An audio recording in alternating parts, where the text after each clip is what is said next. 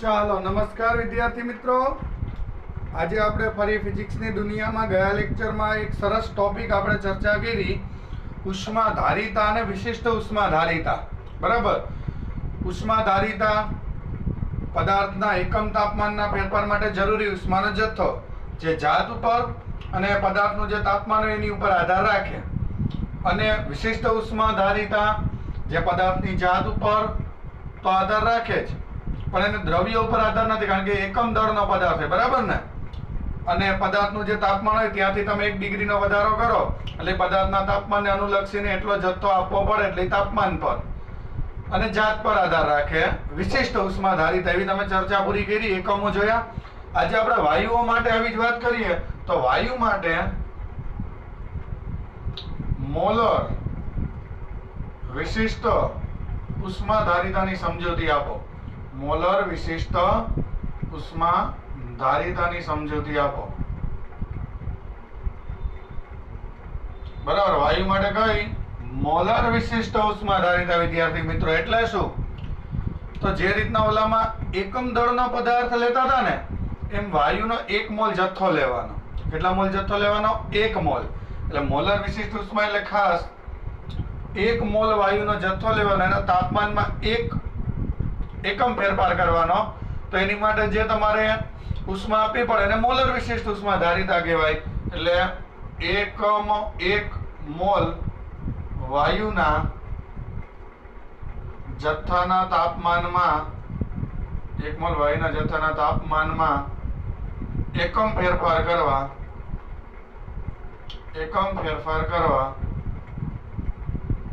આપવા પડતા જરૂરી ઉષ્માના જથ્થાને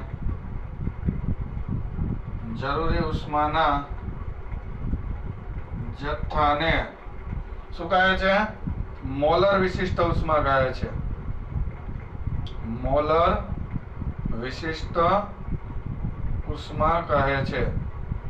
બરાબર। 1 મોલ વાયુનો જથ્થો હોય એને મ્યુ વડે બતાવે। એટલે જો વાયુ માટે મોલર વિશિષ્ટ ઉષ્મા S બરાબર 1 મોલ જથ્થો એટલે એકમ જે છે, એટલે મોલની સાઈડને આપણે મ્યુ ને નીચે લખીએ એટલે મોલ। તાપમાનનો એકમ ફેરફાર કરવા એટલે એકમ ફેરફાર એટલે છેદમાં આપવો પડતો જરૂરી ઉષ્માનો જથ્થો, એટલે જરૂરી ઉષ્માનો જથ્થો એટલે અંશમાં, એટલે ડેલ્ટા ક્યુ અંશમાં। તો આને શું કહેવામાં આવે છે? વાયુની મોલર વિશિષ્ટ ઉષ્મા કહે છે। આ મોલર વિશિષ્ટ ઉષ્મા, મોલ 1 મોલ જથ્થા વાયુ માટે, એનો એકમ કોઈ પૂછે તો એનો એકમ, તો વિદ્યાર્થી મિત્રો અંશમાં છે ઉર્જા એટલે જૂલ, આમાં મોલ આવે એટલે ઉપર જાય એટલે એકમ આવે મોલ ઇનવર્સ, અને છેદમાં તાપમાન છે ઉપર જાય એટલે શું એકમ આવે? Kelvin inverse. તો વિદ્યાર્થી મિત્રો એનો એકમ થાય। હવે વાયુ માટે મોલર વિશિષ્ટ ઉષ્માના પાછા પેટા પ્રકાર પડે। વાયુ માટે તમે જે આ ઉષ્માનો જથ્થો આપો ને, એમાં 3 અલગ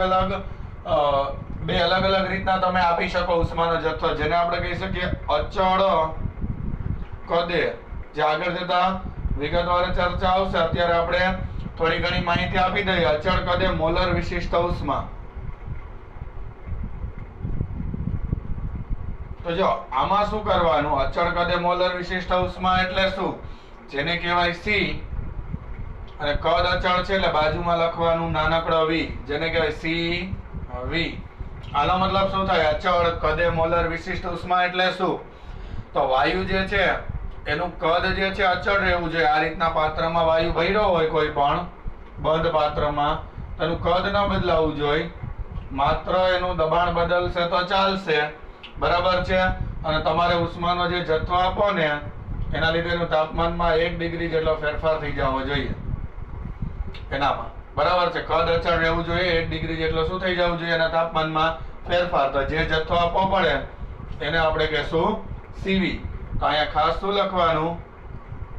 અચળ કદે। આ એક શબ્દ આવવો જોઈએ, અચળ કદે મોલર વાયુના જથ્થાના, એટલે 1 મોલ જે વાયુનો જથ્થો હોય, 1 મોલ વાયુના જથ્થાના તાપમાનમાં, જે મોલર એટલે 1 મોલ જે વાયુનો જથ્થો હોય ને, એ 1 મોલ વાયુના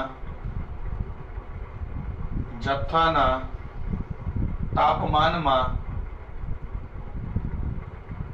એટલે અચળ કદ રાખવાનું, પછી 1 મોલ વાયુનો જથ્થો લેવાનો અને તાપમાનમાં કેટલો આ છેદમાં ડેલ્ટા ટી એટલે વાયુના જથ્થાના તાપમાનમાં એકમ ફેરફાર કરવા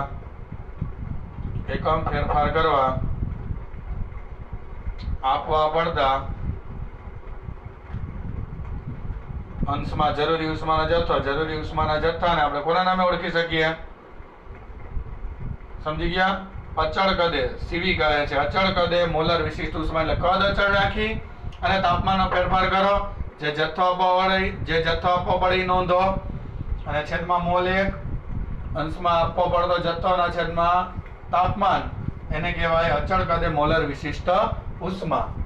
બીજું આવે છે વિદ્યાર્થી મિત્રો અચળ દબાણે મોલર વિશિષ્ટ ઉષ્મા. ક્યાં આવે છે? અચળ કદ પછી અચળ દબાણે મોલર વિશિષ્ટ ઉષ્મા. અચળ દબાણે મોલર વિશિષ્ટ ઉષ્મા, જેને આપણે કહી શકશું સીપી. તેમાં શું આવે? તો એમાં તમારે જે વાયુનો જથ્થો હોય ને દોસ્તો, એનું કદ બદલવાની છૂટ હોય. આ રીતના આમ દાખલા તરીકે કોઈ આમ પિસ્ટન છે, દેખાય ને તમને બરાબર? આ રીતના વાયુ છે, નીચેથી ઉષ્મા આપીએ, બરાબર? તો આ કદ બદલવાની છૂટ, આ ઘર્ષણ રહિત હોય એટલે. પણ હવે દબાણ પી કેવું રહેવું જોઈએ? અચળ. અને તાપમાન બદલવું હોય તો એની માટે જે તમારે ઉષ્મા આપવી પડે એને કહેવાય સીપી. એટલે એમાં ખાસ શું રાખવાનું ધ્યાન? તો કે અચળ દબાણે 1 મોલ વાયુના જથ્થાના, 1 મોલ જે વાયુનો જે જથ્થો હોય, વાયુના જથ્થાના તાપમાનમાં તમારે 1 ડિગ્રીનો ફેરફાર કરવો છે. એટલે 1 મોલ વાયુના જથ્થાના તાપમાનમાં એકમ ફેરફાર કરવા આપવા પડતા અંશમાં આપવો પડતો જરૂરી ઉષ્માનો જથ્થો આવે ને, એટલે આપવા પડતા જરૂરી ઉષ્માના જથ્થાને શું કહે છે? આપવા પડતા જરૂરી ઉષ્માના જથ્થાને સીપી કહે છે. સીપી એટલે અચળ દબાણે મોલર વિશિષ્ટ ઉષ્મા. મોલ જથ્થો લેવાનો, ખાલી મોલર વિશિષ્ટ ઉષ્મા કહીએ તો દબાણ કદ બદલે તોય કઈ વાંધો આવે નહીં. હવે અચળ તાપમાન નો આવે, એમ ન કહેવાય અચળ તાપમાન 1 ડિગ્રી ફેરફાર કરવા. એ તો કેવું લાગે? શક્ય છે? એટલે આ બે કેસ આવે. મોલર વિશિષ્ટ ઉષ્મા એટલે 1 મોલ જથ્થો લેવાનો વાયુનો, તો એની માટે મોલર વિશિષ્ટ ઉષ્મા કહેવાય.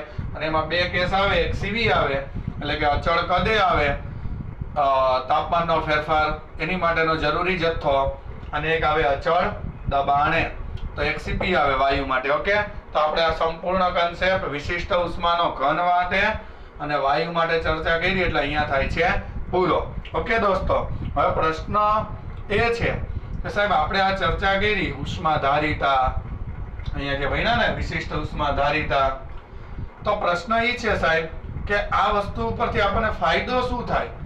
તો હું તમને એ સમજાવું. પાણી જે છે, પાણી એની ઉષ્મા ધારિતાનું મૂલ્ય ઊંચું છે, બરાબર છે? એની ઉષ્મા ધારિતા વધુ છે, તો એના લીધે તેનો ફાયદો જે છે શું થાય? કુદરતે એની ઉષ્મા ધારિતા પાણીની વધુ રાખી છે, તો એનો ફાયદો શું થાય એની આપણે ચર્ચા કરીએ. તો પાણીની વધારે ઉષ્મા ધારિતાની ચર્ચા, પાણીની વધારે ઉષ્મા ધારિતા જે છે તેના લીધે જોવા મળતી અસરની ચર્ચા કરો. એના લીધે આપણે કેવી કેવી જગ્યાનો ઉપયોગ કરીએ છીએ, કેવી કેવી અસરો થાય છે એની અહીંયા ચર્ચા કરીએ. પાણી જે છે એની માટેની આપણે વાત કરીએ. જો એની ઉષ્મા ધારિતા વધુ આવે તો શું થાય?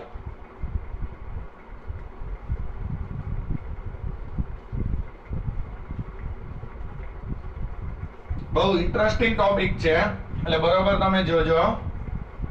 શું તમે ટોપિક નું નામ આપ્યું? પાણીની ઉષ્મા ધારિતા વધારે હોવાને લીધે પાણીની ઉષ્મા ધારિતા વધુ હોવાને લીધે તેનો ઉપયોગ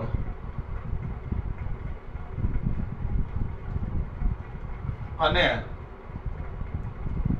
અન્ય અસરો ની ચર્ચા કરો. બરાબર? પાણીની ઉષ્મા ધારિતા વધુ છે તો એના લીધે એને ક્યાંક વધારે એનો ઉપયોગ આપણે કેવી જગ્યાએ કરીએ છીએ, દ્રવ્ય પસંદ કરવાનું, તે જગ્યાએ કારણ શું, બધી આપણે ચર્ચા કરીએ. ઓકે, સૌથી પહેલા ઉષ્માધારિતા S બરાબર વિશિષ્ટ ઉષ્મા હોય તો છેદમાં m તાપમાનનો ફેરફાર ને તે માટે આપવો પડતો ઉષ્માનો જરૂરી જથ્થો. હવે ધ્યાનથી જોજો, આનું મૂલ્ય વધુ હોય એટલે એનો મતલબ શું થયો? આપણે વિશિષ્ટ ગણીએ તોય ચાલે. ઉષ્માધારિતા વિશિષ્ટ લ્યો તો છેદમાં 1 કિલો દળ આવે, અથવા તો ખાલી ઉષ્માધારિતા લ્યો તો દળ નીકળી જાય. એટલો ફેર આગલા લેક્ચરમાં ભણ્યા ને. પાણી છે, ઉષ્માધારિતા વધુ ક્યારે આવે એટલે એનો મતલબ શું? તો કે તમારે જે તાપમાનનો ફેરફાર 1 ડિગ્રી કરવો હોય એમાં તો એકમ જ લેવાનો હોય. એની માટે જે જથ્થો આપવો પડે વધુ હોય, કારણ કે આ અંશમાં છે, આ વધુ હોય તો જ ઉષ્માધારિતા વધુ આવે. તો એનો મતલબ એમ થયો. અને એમ કહીએ ઉષ્માધારિતા વધુ એટલે શું? ઉષ્માધારિતા વધુ હોય તો શું થાય? ઉષ્માધારિતા વધુ હોય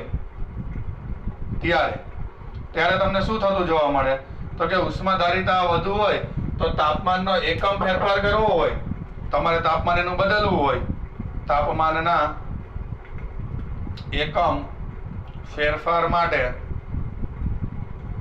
તમારે એનો તાપમાનનો એકમ ફેરફાર કરવો હોય તો એકમ ફેરફાર માટે આપવો પડતો જરૂરી ઉષ્માનો જથ્થો કેવો તમને જોવા મળે? વધુ ઉષ્માધારિતા હોય તો આ Q ની કિંમત કેવી આવે? આ તો 1 ડિગ્રીનો જ છે. તો આ જથ્થો કેવો આપવો પડે? આ અંશ મોટો હોય તો કે તો જરૂરી જે ઉષ્માનો જથ્થો તમારે આપવો પડે તાપમાનના ફેરફાર માટે, એ આપવો પડતો જરૂરી ઉષ્માનો જથ્થો વધુ મળે. ઉષ્માનો જથ્થો વધુ હોય તો એનો મતલબ શું થયો?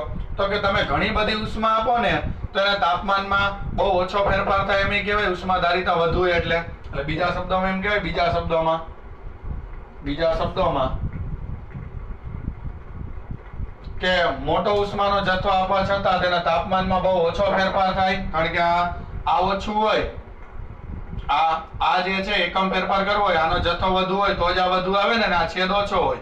એટલે આપણે એમ કહી શકીએ કે આની કિંમત નાની હોય અને અંશ મોટો હોય તો જ ઉષ્માધારિતા વધુ આવે. એમ કહી શકાય કે બીજા શબ્દોમાં તાપમાનનો ફેરફાર કરવા, તાપમાનના ફેરફાર માટે આપવો પડતો, તાપમાનનો ફેરફાર કરવા ખૂબ જ મોટા ઉષ્માના જથ્થાની જરૂર પડે. ખૂબ જ મોટા ઉષ્માના જથ્થાની જરૂર પડે. તો હવે જોજો, આના લીધે શું થાય? તો પાણી જે છે ને, ગાડીની અંદર જે રેડિએટર આવે એન્જિનને ઠંડુ કરવા માટે, આ પાણી વપરાવાનું કારણ જ એ છે. જ્યાં સુધી તાપમાનનો તફાવત રહે ત્યાં સુધી પાણી ઉષ્મા લઈ શકે. તાપમાન સરખું થઈ જાય પછી ન લે. હવે પાણી જે છે એનું તાપમાન ઇન્ક્રીઝ કરવા માટે કેટલોય ઉષ્માનો જથ્થો લેવો પડે એને. એટલે એન્જિનમાંથી કેટલોય ઉષ્માનો જથ્થો એ સહન કરી શકે છે, લઈ શકે. પરિણામે એન્જિનને જે ઉષ્મા આપી અને ઠંડુ રહેવું હોય તો સામે પદાર્થ જે છે એના અને પોતાની વચ્ચે આ રીતના એન્જિન હોય. દાખલા તરીકે આ ગાડી જે છે આ એનું કોઈ એન્જિન છે, બરાબર. એના સંપર્કમાં અહીંયા દાખલા તરીકે અહીંયા પાણી હોય, બરાબર. આ પાણી છે, આ એન્જિન વિચારો. તો વિદ્યાર્થી મિત્રો, આ પોતાની ગરમી આને ક્યારે આપી શકે? જ્યાં સુધી તાપમાનનો તફાવત હોય. હવે આનું તાપમાન જે છે વધવા માટે બહુ સમય લાગે, બહુ ઉષ્માનો જથ્થો જોઈએ, કારણ કે ઉષ્માધારિતા વધુ છે. એનો મતલબ ઈ થયો કે ઉષ્માધારિતા એટલે મોટો જથ્થો લઈએ ત્યારે તાપમાન નાનકડું બદલે. તો આનું તાપમાન વધી અને એન્જિન જેટલું થાય એ પહેલા તો કેટલોય જથ્થો લઈ લઈએ. એટલે એન્જિન જે છે એની ગરમી ઘણી બધી લઈ અને એને ઠંડુ રાખી શકે. એટલે પાણીનો ઉપયોગ જે છે એ રેડિએટરમાં થાય છે. તો અહીંયા એમ કહી શકું કે પાણી જે છે એ પાણીનો ઉપયોગ એન્જિનને ઠંડુ રાખવા રેડિએટરમાં થાય છે, કારણ કે તે એન્જિનની ઘણી ઉષ્મા લેવા છતાં એના નિયમ પ્રમાણે ઉષ્માધારિતા વધુ હોય, ઘણી ઉષ્મા લે તોય તાપમાનનો ફેરફાર કેવો આવે? આ છેદ કેવો થાય? નાનો. આ મોટી કિંમત હોય એટલે એન્જિનની ઘણી ઉષ્માનો જથ્થો લેવા છતાં તાપમાનનો ફેરફાર મોટો થતો નથી. તાપમાનનો ફેરફાર વધુ નથી એટલે એના પોતાનામાં, બરાબર છે. એટલે કારણ કે તે એન્જિનની ઘણી ઉષ્માનો જથ્થો લેવા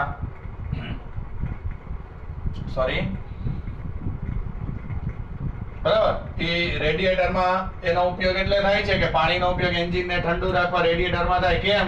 તો કે કારણ કે એન્જિનની ઘણી ઉષ્માનો જથ્થો લેવા છતાં તેના તાપમાનમાં તેનું તાપમાન બહુ વધતું નથી. તેનું તાપમાન એટલે કે જે એનું ટેમ્પરેચર જે છે તેનું તાપમાન બહુ વધતું નથી. એટલે જ્યાં સુધી તાપમાનનો તફાવત હોય ત્યાં સુધી ઉષ્મા લઈ જ રહી. એટલે એન્જિન અને પાણી વચ્ચે ઉષ્માનો તફાવત, તાપમાનનો તફાવત સતત ક્રિએટ થયેલો જ રહે. કારણ કે પાણીનું તાપમાન એટલું વધે જ નહીં, બહુ મોટી ઉષ્મા જ હોય. એટલે એન્જિન ઉષ્મા દીધા જ રાખે અને આ શક્ય હોય ત્યાં સુધી લઈ શકે. કારણ કે એના તાપમાનનો ઇન્ક્રીઝ કરવા માટે જથ્થો મોટો જ હોય. એટલે આનો ઘણો બધો જથ્થો લઈને આને ઠંડુ રાખે છે, જે અહીંયા મેં લખ્યું. બરાબર. આવું તમને આના લીધે જો આ એટલે જ લખ્યું છે એનો ઉપયોગ ક્યાં થાય, તો આ એનો ઉપયોગ મેં લખી દીધો. પછી પ્રશ્નમાં એમ લખ્યું છે આના લીધે જોવા મળતી અસરો તમે કયો, તો અસરો તમને ક્યાં થાય છે? આના લીધે જોવા મળતી અસરની વાત કરીએ, અસરની ચર્ચા. માટી હોય ને, માટી, જમીનની ઉષ્માધારિતા બહુ ઓછી છે. જમીનની ઉષ્માધારિતા પાણીની સરખામણીએ ઓછી છે. એટલે શું થાય ખબર તમને? પાણીની સરખામણી ઓછી છે તો શું થાય વિદ્યાર્થી મિત્રો? તમને ખબર? તો એનું પરિણામ શું આવે છે? જમીનની ઉષ્માધારિતા પાણીની સરખામણીએ ઓછી છે એટલે તમે જો આ દાખલા તરીકે જમીન છે, આ સમુદ્ર છે, અહીંયાથી આ સમુદ્ર ચાલુ થઈ જાય છે, આ જમીન છે, આની ઉષ્માધારિતા ઓછી છે એટલે શું થાય? અહીંયા જુઓ ઉષ્માધારિતા જમીનની ઓછી એટલે આ જે છે આનું મૂલ્ય વધુ અને જથ્થો નાનો જોઈ. એટલે ઉષ્માનો નાનો જથ્થો લે તો તાપમાનનો મોટો ફેરફાર થઈ જાય અને મોટો ફેરફાર તાપમાન આવી જાય એટલે આ વસ્તુ કેવી થાય? વધુ ગરમ લાગે. મોટો ફેરફાર થયો હોય એટલે થાય શું? દિવસ દરમિયાન જમીન જે છે એને અને પાણીને જથ્થો તો સરખો જ મળે પણ આની ઉષ્માધારિતા વધુ છે એટલે આનું તાપમાન બહુ ઊંચું થાય નહીં, આનું તાપમાન બહુ વધે નહીં, તાપમાન ઓછું વધે. અને આની ઉષ્માધારિતા ઓછી છે એટલે જથ્થો મળે એટલે તાપમાનનો ફેરફાર. ઉષ્માધારિતા ઓછીનો મતલબ શું થયો? કે તાપમાનનો ફેરફાર વધુ ને જથ્થો કેવો જોઈએ? ઓછો. એટલે આનું તાપમાન બહુ વધુ બદલે એટલે તાપમાન જે છે આનું ઊંચું જાય, તાપમાન ઊંચું જાય, તાપમાન વધુ જોવા મળે, વધુ થાય. કોનું? જમીનનું. તો અહીંયા હું એમ કહી શકું કે આના લીધે અસર શું જોવા મળે? કે જમીનની ઉષ્માધારિતા પાણીની સરખામણી ઓછી છે. પરિણામે જે દિવસ જે છે અહીંયાથી આપણે જે આ દિવસ જે છે એ દિવસ દરમિયાન શું થાય? ઉષ્માધારિતા ઓછી છે તો પરિણામે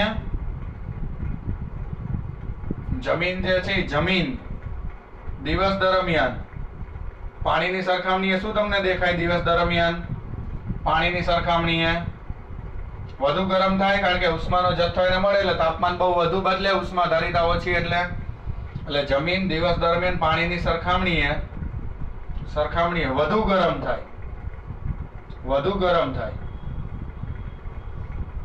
જ્યારે પાણી જે છે એ પાણી ઓછું ગરમ થાય કારણ કે એની ઉષ્માધારિતા વધુ છે ને, વધુ હોય એટલે જથ્થો મોટો લે પણ તાપમાન બદલે નહીં. અને જમીનની ઓછી છે એટલે જથ્થો નાનકડો મળે તો તાપમાન વધુ બદલી જાય અને ગરમ થઈ જાય. અને એટલે દિવસ દરમિયાન સમુદ્ર તરફ જે છે ને એ ઓછી ગરમી હોય ને, પાણી ઠંડુ લાગે તમને. દિવસ દરમિયાન જે છે એ પાણી ઓછું ગરમ થાય અને એટલે જે શીત લહેરો જે છે દિવસ દરમિયાન જે પવનો જે આવે છે ને ઠંડી ઠંડી હવા સમુદ્ર ઉપરથી, એનું કારણ આ છે જે આગળ જતા ચર્ચા કરશું. બરાબર. સમુદ્ર તરફથી આવતા ઠંડા પવનો જે છે એ પવન દિવસ દરમિયાન વહેતા પવન આ કારણને જ લીધે જે છે એ તમને સમુદ્રમાંથી આવતા જણાય છે. એટલે દિવસ દરમિયાન વહેતા પવન આ જ કારણે રચાય છે. આ જે શીત લહેરો જે આવે છે ને આ તાપમાનના તફાવતના લીધે જ થાય છે. અને રાત્રે શું થાય? રાત્રે પવનની દિશા ઊંધી થઈ જવાનું કારણ, રાત્રે ઠંડી પડે એટલે પાણી ઉષ્મા ગુમાવે, જમીન એ ગુમાવે. પણ જમીન ઉષ્મા આમાં બે હાલે હો, ગુમાવાથી મેળવાથી બે હાલે. ગુમાવે તો તાપમાનનો ફેરફાર જે થાય એ ઘટે તાપમાન એમ કહેવાય, પણ ફેરફાર તો થાય જ. એટલે આમાં મેળવાથી ગુમાવાથી બે ચાલે. એટલે તો આપણે એમ કહે છે ખાલી મેળવવી જરૂરી નથી. રાત પડે પાણી થોડીક બે ઉષ્મા તો ગુમાવશે જ વાતાવરણમાં. એટલે જમીન ઉષ્મા થોડીક ગુમાવે ને તો ફેરફાર એનો વધુ આવે, કારણ કે એની ઉષ્માધારિતા ઓછી છે. એટલે આ નાની કિંમત ના વધુ. એટલે જમીન રાતે શું થઈ જાય? થોડીક ઉષ્મા ગુમાવે ત્યાં તાપમાન બહુ નીચું ઉતરી જાય. એટલે ફટાફટ શું થઈ જાય? જમીન રાત્રે ઠંડી થઈ જાય. અને પાણીને શું થાય કે ઉષ્મા ગુમાવે કે મેળવે, બે વખત નિયમ તો સરખો જ. તો ગુમાવે ત્યારે વધુ ગુમાવે ને તો તાપમાન નીચું જાય. એટલે રાત્રે પાણીનું તાપમાન બહુ જાજુ ઘટે નહીં, અને જમીન એકદમ શું થઈ જાય? ઠંડી થઈ જાય. પાણી એટલું ઠંડુ ન થાય. તો અહીંયા આપણે એમ લખી શકીએ કે રાત્રિ દરમિયાન આ કારણથી જે છે એ જમીન બહુ વધારે ઠંડી થઈ જાય, જ્યારે પાણી જે છે એ વધારે ઠંડુ ન થઈ શકે, એનું તાપમાન એટલું નીચે ન જઈ શકે. જથ્થો ગુમાવે, પણ મોટો જથ્થો ગુમાવે ત્યારે તાપમાન બદલે ને નિયમ પ્રમાણે, એટલે બહુ નીચું તાપમાન ન જાય. એટલે આપણે એમ કહી શકીએ કે દિવસમાં આવું થાય તો રાત્રે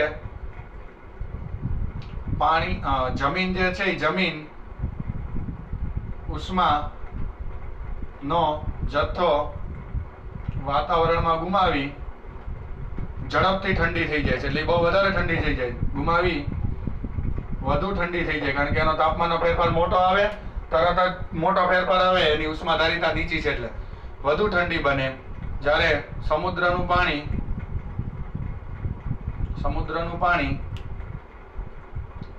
ઉષ્માનો જથ્થો ગુમાવે તો શું થાય? ઉષ્માનો જથ્થો વાતાવરણમાં ગુમાવે, પણ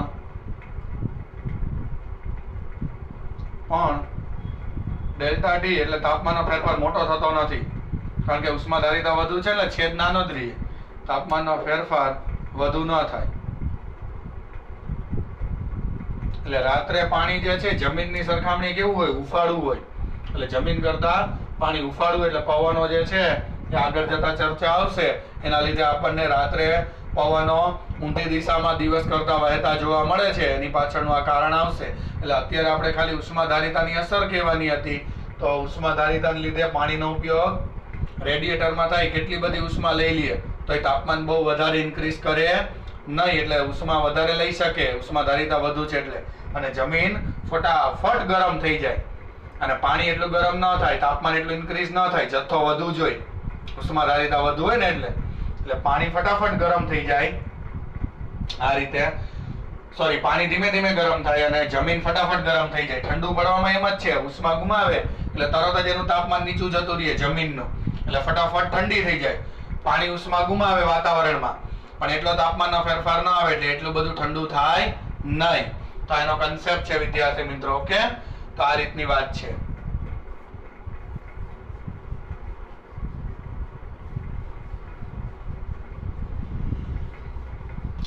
હવે વિદ્યાર્થી મિત્રો આપણે ભણવાનું છે આ ઉષ્માની આપણે જે વાત કરી, અને તમે ઘણી વખતે એવું મને કહેતા હતા કે પદાર્થ જે છે એ ઉષ્માની આપ-લે કરે, બરાબર ને? એવું તમે મને કહેતા હતા. તો જે રીતના પદાર્થ સાથે સંકળાયેલું તાપમાન થર્મોમીટરથી માપી શકાય, તો મને પ્રશ્ન એ છે કે ઉષ્માની આપ-લે કોઈ કરે? કારણ કે તાપમાન ઘટે વધે ત્યારે ઉષ્માની આપ-લે થાય, તો ઉષ્માની આપ-લે કઈ રીતના માપી શકાય? કોઈ પણ પદાર્થે ગુમાવેલી કે મેળવેલી જે ઉષ્મા જે છે એ કઈ રીતના આપણે વિદ્યાર્થી મિત્રો માપીશું, એ મને પ્રશ્ન છે. ચાલો એનું તમારે મને સમાધાન કરાવી આપવાનું છે. એટલે આપણે શું ભણવાનું છે? કેલોરીમેટ્રી. જો થર્મોમીટર એક અલગ વસ્તુ હતી અને આપણે કેલોરીમેટ્રી એક અલગ વસ્તુ છે, એટલે બરાબર જોજો. કેલોરીમેટ્રી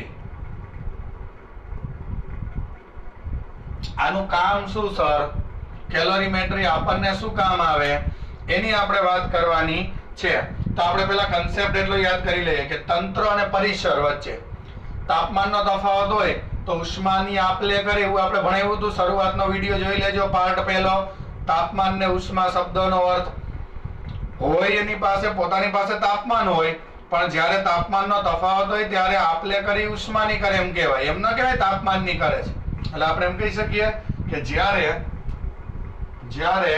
તંત્ર જે હોય વિદ્યાર્થી મિત્રો, એ તંત્ર અને પરિસર વચ્ચે, તમને ખબર જ છે ને, તંત્ર હોય એ તંત્ર અને પરિસર વચ્ચે ઉષ્માનો જે છે તફાવત હોય ત્યારે તમને શું થતું જોવા મળે છે? જ્યારે તંત્ર અને પરિસર વચ્ચે ઉષ્માનો તફાવત હોય, સોરી, જો અહીંયા મારે જે છે એ ખાસ શબ્દ વાપરવાનો છે. તંત્ર અને પરિસર વચ્ચે ઉષ્માનો તો કોઈ દી તફાવત હોય જ નહીં. કોનો?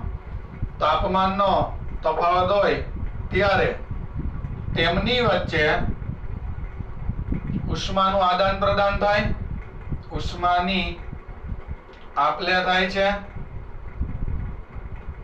ક્યાંથી ક્યાં તરફ થાય? વધુ તાપમાન ધરાવતા પદાર્થથી નીચા તાપમાન ધરાવતા પદાર્થ તરફ ઉષ્મા વહે છે એમ કહેવાય. વધુ તાપમાન ધરાવતા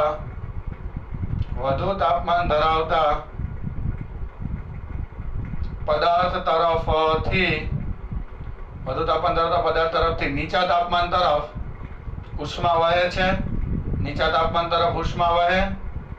ઓકે, આવું આપણું સામાન્ય અવલોકન કહે છે. હવે મને પ્રશ્ન એ છે, તો આ ઊંચા તાપમાન ધરાવતા પદાર્થે જે ઉષ્મા ગુમાવી અને નીચા તાપમાન ધરાવતા પદાર્થે ઉષ્મા મેળવી એ સરખી જ હોય, પણ એ કેટલી ગુમાવી કે મેળવેલી છે જાણવું હોય તો આ મારો પ્રશ્ન છે. એ કેમ જાણી શકાય? બરાબર છે. તો આપણે જે છે એ એમ કહી શકીએ કે અહીં ઊંચા તાપમાન ધરાવતા પદાર્થે ગુમાવેલ ઉષ્મા નીચા તાપમાન ધરાવતા પદાર્થે મેળવેલ ઉષ્મા બરાબર હોય. બે સરખી જ હોય. નીચા તાપમાન ધરાવતા, એનો સિદ્ધાંત આ છે, નીચા તાપમાન ધરાવતા જે પદાર્થે મેળવેલ ઉષ્મા બરાબર હોય અથવા તો ઉષ્મા જેટલી થાય. બરાબર. ઊંચું તાપમાન ધરાવતો પદાર્થ ઉષ્મા ગુમાવે, ઈ જેટલી ગુમાવે ને, કારણ કે બીજે તો ક્યાંય ગઈ નથી, એટલે ઉષ્માનું જે વહન થાય, નીચા તાપમાન વાળો પદાર્થ ઉષ્મા મેળવે, ઊંચા વાળો ગુમાવે. ઓલાએ જેટલી ગુમાવી છે, દાખલા તરીકે આ બે પદાર્થ છે, આ એ પદાર્થ છે, અહીંથી આમ ઉષ્મા વહે અને આ બી માં આવે તો આનું તાપમાન ઘટે અને આનું તાપમાન વધે. આ ક્યુ જેટલી ઉષ્મા આ જે ગુમાવી આ મેળવે. અહીંયાથી અહીંયા જ ગઈ છે એમ. જે ગુમાવે એ જેટલો એનું તાપમાન પછી બેનું સરખું થઈ જાય એટલે આ વહન અટકી જાય. ઓકે, તો મારો પ્રશ્ન એ છે, તો આ આપ-લે થતી ઉષ્માનો જથ્થો કઈ રીતે માપી શકાય? આપ-લે થતી ઉષ્માનો જથ્થો કઈ રીતે માપી શકાય?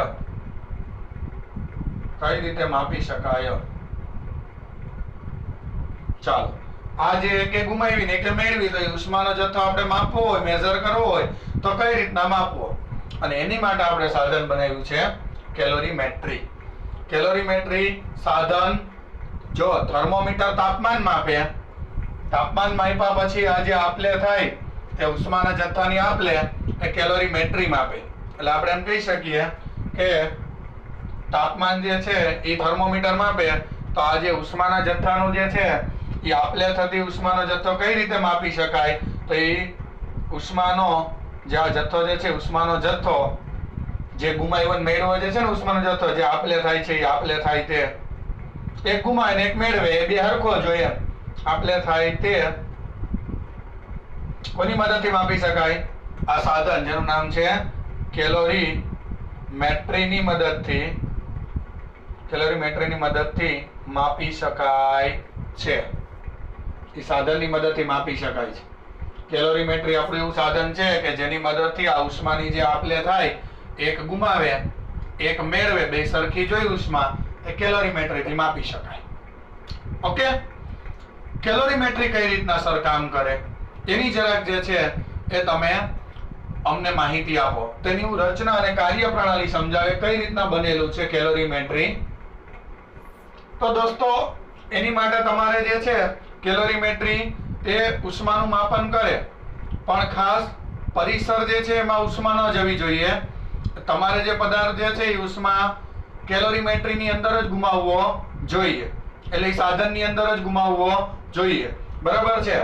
તો એમ કહી શકાય કે તંત્ર પરિસરમાં ઉષ્મા ગુમાવતો ન હોય, પરિસરમાં ઉષ્મા ગુમાવતો ન હોય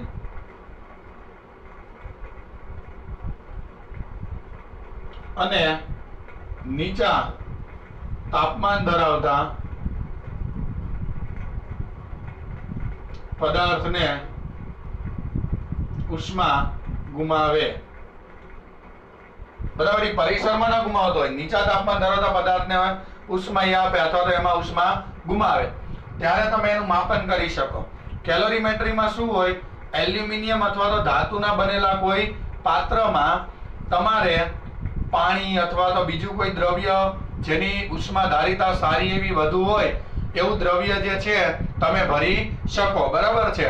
તો ઉષ્માધારિતા જે છે આ રીતનું જે છે એક બોક્સ લઈ લેવાનું, ધાતુનું બનેલું એક બોક્સ લઈ લેવાનું, એમાં અહીંયા એક છિદ્ર પ્રોવાઈડ કરવાનું. એ જે ધાતુનું જે પાત્ર હોય એ જ જે છે આને ભેળક કહેવાય. એટલે તમારે અંદર ઉમેરવા માટે કોઈ વસ્તુને કે એની માટે આ ભેળક જે છે એ કામ આવે. આ ભેળકની મદદથી વસ્તુને અંદર કે ભેળવી શકો એમ. અહીંયા દાખલા તરીકે તરલ હોય અને અહીંયા એક થર્મોમીટર મૂકી દેવાનું. પરિસરમાં ઉષ્મા ન જાય એની માટે આખા તંત્રને પરિસરમાં ઉષ્મા ન જાય એની માટે આખા તંત્રને ગ્લાસ વૂલ મટીરિયલ અને આજુબાજુ લાકડાના બોક્સ થી અહીંયા તમે જે છે એ વૂલનો ઉપયોગ કરી અને પરિસરથી અલગ કરી નાખો. આખું તંત્ર આ પરિસરથી અલગ થઈ ગયું. આ શું છે દોસ્તો? આ લાકડાનો એક બોક્સ ની અંદર ગ્લાસ વૂલ ની દિવાલ વડે તેને પરિસરથી અંદર અલગ કરી નાખો. એટલે લાકડાનું બોક્સ, આ અંદરનું પાત્ર જે છે આખું ધાતુનું, આ કોઈ પાણી અથવા તો પ્રવાહી જેની ઉષ્માધારિતા જાણીતી હોવી જોઈએ. આ પારો ધરાવતું થર્મોમીટર, પારો ધરાવતું થર્મોમીટર.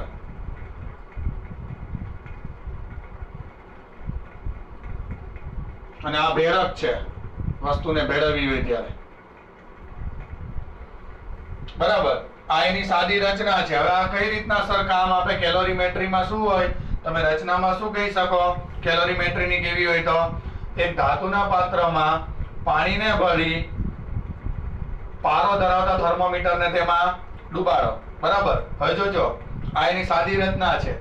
બરાબર, હવે તમારે શું કરવાનું, આ રીતના એક ધાતુના પાત્રમાં પાણી ભરી તેને ગ્લાસ વૂલ વડે, ગ્લાસ વૂલ કે કોઈ એવી જે છે એ વસ્તુ કે જેથી પરિસર અને સંપર્ક અટકી જાય ને એક લાકડાના બોક્સમાં એને મૂકી દો. ગ્લાસ વૂલ વડે લાકડાના બોક્સમાં ગોઠવો, લાકડાના બોક્સમાં ગોઠવો. અને અહીંયા ખાસ શું ધ્યાન રાખવાનું કે તેનો પરિસર સાથે સંપર્ક જે છે એ પરિસર સાથે ઉષ્માની આપ લે ન કરવું જોઈએ. પરિસર સાથે ઉષ્માની આપ લે ન થવી જોઈએ. જો અહીંયા ઘણી વખતે રૂનો પણ ઉપયોગ કરી શકો તમે. બરાબર છે? રૂ મૂકી દો તો પણ એ ઉષ્મા અવાહક દ્રવ્ય હોય. ટૂંકમાં અહીંયા તમારે ભરવાનું શું? આ ઉષ્મા અવાહક દ્રવ્ય. આ ધ્યાન રાખવાનું, ઉષ્મા અવાહક દ્રવ્યથી એને અલગ કરો. કોને? તો કે અંદરનો જે ભાગ જે છે ધાતુની જે પેટી મૂકી છે એને ઉષ્મા અવાહક દ્રવ્યની મદદથી પરિસરથી અલગ કરો. એટલે પરિસરમાં ઉષ્મા ન જવી જોઈએ, મારો મોટામાં મોટો ટાર્ગેટ. તો જ તમને આપલે થતી ઉષ્મા મળશે. કઈ રીતના સર ઉષ્મા મળી શકે, કઈ રીતના તમને જે છે એ કામ આપે છે, એના વિશે તમે કહી શકશો બે શબ્દ? તો જોજો ધ્યાનથી કઈ રીતના એ કામ આપે. એની માટેના પછીનું ઉદાહરણ એક સરસ આપ્યું છે, પણ અહીંયા જ હું તમને સમજાવી દઉં, પછી આપણે ઉદાહરણની ચર્ચા કરીએ કેલોરીમેટ્રીમાં. હવે દાખલા તરીકે કોઈ એક ગરમ ધાતુનો ગોળો છે, આ ધાતુનો ગોળો છે. પહેલા શું કરવાનું, જો પ્રથમ થર્મોમીટરની મદદથી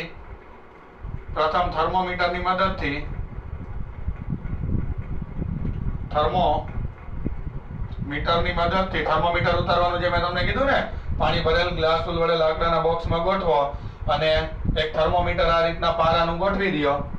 પ્રથમ થર્મોમીટર વડે જે આ કેલોરીમીટરનું જે આ પ્રવાહી જે છે એ પ્રવાહીનું પ્રારંભિક તાપમાન નોંધી લો. પ્રારંભિક તાપમાન નોંધો. જોજો કઈ રીતના વર્ક કરે.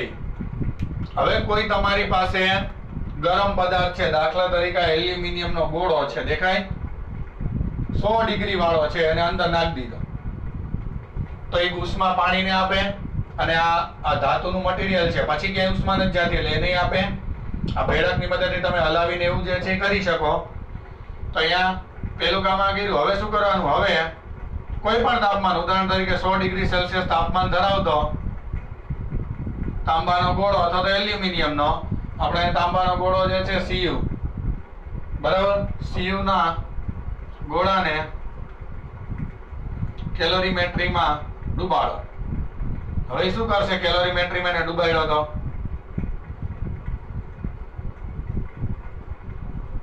હવે આ પોતે ઉષ્મા ગુમાવશે. ક્યાં સુધી ગુમાવશે, જ્યારે પાણી અને જે ધાતુનું પાત્ર બેના તાપમાન સરખા ન થઈ જાય ત્યાં સુધી ગુમાવશે. તો એમ કહી શકાય કે Cu ના ગોળાએ ગુમાવેલ ઉષ્મા બરાબર પાણીએ એક તો મેળવેલ ઉષ્મા, પાણીએ મેળવેલ ઉષ્મા, હજી કોણ મેળવે,